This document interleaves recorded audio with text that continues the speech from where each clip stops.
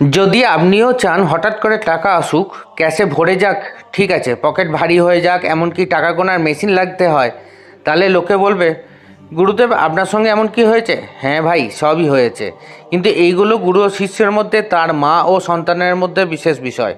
তাই যদি আপনারা চান আপনাদের সঙ্গেও ঠিক তেমনটাই হোক যেমন গুরুদেবের সঙ্গে হয়েছে, মহামায়া দেবীর কৃপায় সব সম্ভব।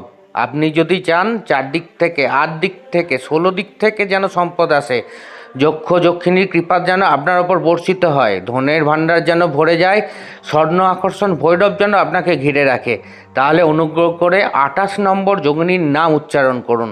আর সেই নাম হলো বৃত্তাঙ্গনা বৃত্তাঙ্গনা বৃত্তাঙ্গনা বৃত্তাঙ্গনা।